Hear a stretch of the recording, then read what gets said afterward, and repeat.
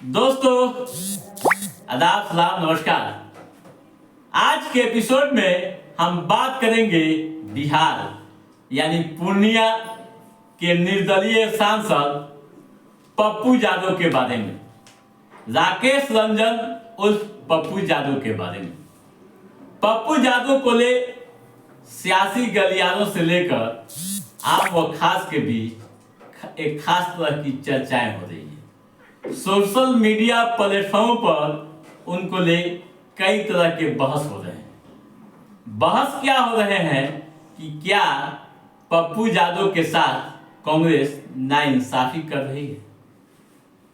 सवाल यह भी पूछे जा रहे हैं कि पप्पू यादव की कांग्रेस से एक तरफा मोहब्बत कब तक। झारखंड के बाद अब खुद को दिल्ली का स्टार कैंपेनर बता रहे पप्पू यादव। क्या है पूरा मामला और इसके पीछे की पूरी कहानी क्या है, आज के इस एपिसोड में हम इसी मुद्दे पर चर्चा करेंगे। दोस्तों, पूर्णिया के सांसद पप्पू यादव अपने बयानों व कार्यशैली को ले लगातार चर्चाओं में रहते हैं। सोशल मीडिया प्लेटफॉर्म से लेकर आम जनता के बीच भी उनके बारे में लगातार चर्चाएं होती हैं। अभी कांग्रेस को लेकर चर्चा हो रही है। पप्पू यादव का कांग्रेस से एक तरफा मोहब्बत कम नहीं हो रहा है। कई स्तर से उन्होंने इसके लिए प्रयास भी किए, लेकिन निराशा ही हाथ लगी है। यूं कहूं कि कांग्रेस पप्पू यादव को भाव नहीं दे रही है। कभी वे दिल्ली विधानसभा चुनाव में अपने को कांग्रेस का स्टार कैंपेनर बता रहे हैं, तो कभी कांग्रेस को आगामी विधानसभा चुनाव के लिए बिहार चुनाव का नेतृत्व करने की सलाह दे रहे हैं। ऐसे में उनके बारे में चर्चाएं होना स्वाभाविक है। दोस्तों, दिल्ली विधानसभा चुनाव के लिए कांग्रेस द्वारा जो स्टार प्रचारकों की सूची जारी की गई है, उसमें पप्पू यादव का नाम नहीं है। आखिर पप्पू यादव का नाम क्यों नहीं है, यह तो कांग्रेस का आला कमान ही जानता है, लेकिन चर्चाएं होना स्वाभाविक है। इन चर्चाओं को कोई नहीं रोक सकता है। बावजूद इसके पप्पू यादव दिल्ली विधानसभा चुनाव में अपने को कांग्रेस का स्टार कैंपेनर बता रहे हैं। ऐसे में यह सवाल उठना अपने आप में काफी महत्व रखता है। दोस्तों, लोकसभा चुनाव से लेकर अब तक पप्पू यादव कई बड़े प्रयास किए।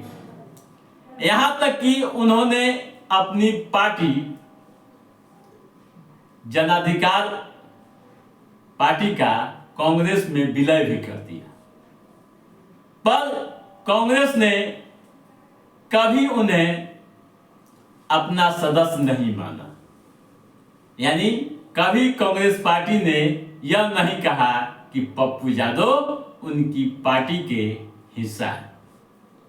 और तो और राहुल गांधी का पटना में कार्यक्रम हुआ।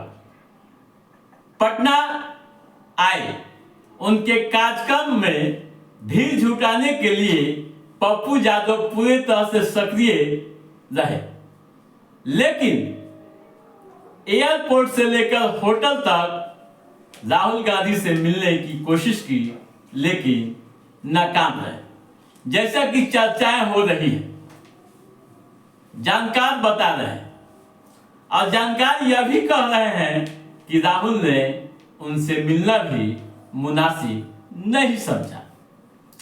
चुनाव से पहले अपनी पार्टी का कांग्रेस में विलय कर उन्होंने खूब प्रचार किया था। वे भाषणों में कह रहे थे कि कांग्रेस ने उन्हें अपना उम्मीदवार बनाने का आश्वासन दिया है, लेकिन उस समय पप्पू यादव को निराशा हाथ लगी जब सिंबल नहीं मिला। आपको याद होगा कि पप्पू यादव पूर्णिया में चुनाव से पहले पूरी तरह से सक्रिय थे, जनता के बीच अपने को कांग्रेस का उम्मीदवार बता रहे थे, लेकिन उस समय निराशा हाथ लगी जब मुहूर्त निकलने के बावजूद सिंबल नहीं आया।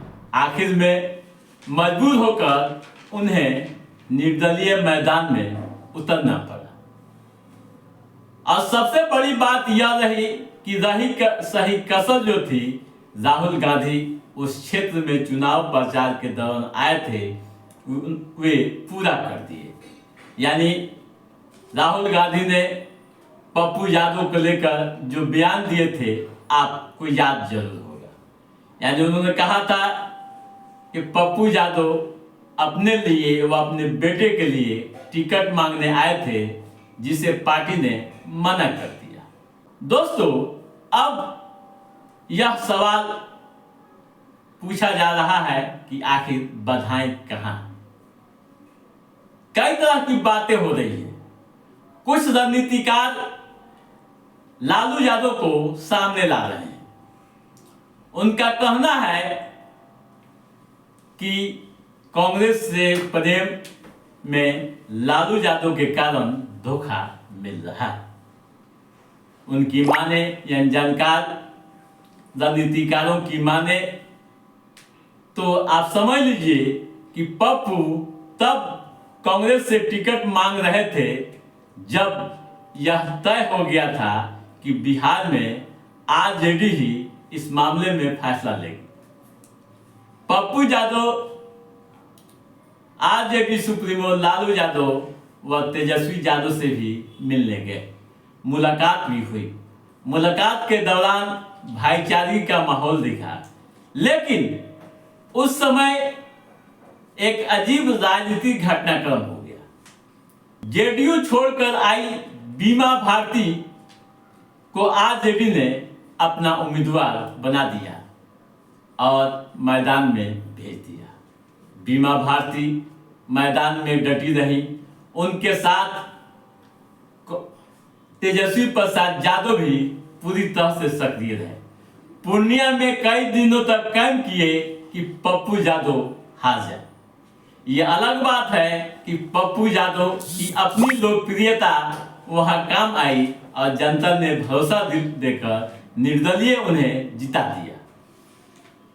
बावजूद उसके कांग्रेस व इंडिया ब्लॉक की तरफदारी करते रहे। झारखंड चुनाव को आपने देखा। झारखंड विधानसभा चुनाव में पप्पू यादव अपने खर्च पर चुनाव प्रचार करने गए थे। जहां उन्होंने प्रचार किया, वहां का रिजल्ट भी बेहतर रहा। ठीक है, अब आइए यह भी चर्चा करते हैं कि आखिर बधाई कहां है। दोस्तों, लालू यादव की बात हमने पहले ही कह दी। राजनीतिकारों की माने, मैं नहीं कह रहा हूं, ये राजनीतिक पंडित कह रहे हैं। उनकी माने, उन पर भरोसा करें तो यहां भी बाधा लालू यादव। यानी लालू यादव अपनी बेटे तेजस्वी प्रसाद यादव को मुख्यमंत्री बनाना चाहते हैं।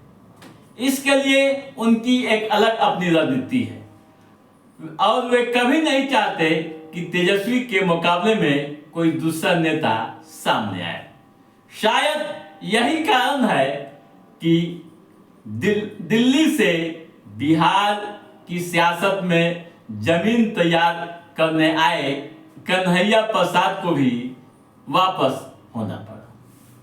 ठीक है दोस्तों, अब यह सवाल भी पूछा जाने लगा है कि क्या कांग्रेस नाइंसाफी कर रही है पप्पू यादव के साथ। दोस्तों, यहां भी रणनीतिकारों की माने तो आप समझ लीजिए कि पप्पू यादव का अपना एक अलग जनाधार है। अपनी कार्यशैली व भाषण को लेकर सुर्खियों में रहते हैं। अगर कांग्रेस पप्पू यादव पर भरोसा करती है तो कांग्रेस में जान आ सकती है। वैसे दोस्तों, यह पार्टी का अपना मामला है और पार्टी आगे किस तरह के फैसले लेगी यह समय तय करे। तो दोस्तों, आज के इस एपिसोड में बस इतना ही। कैसा रहा हमारा एपिसोड आप लाइक और कमेंट करके हमें जरूर बताइएगा।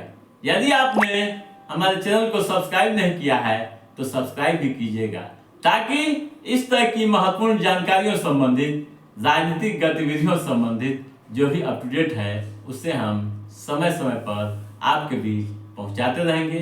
तब तक आप अपने दोस्त को दिए इजाजत।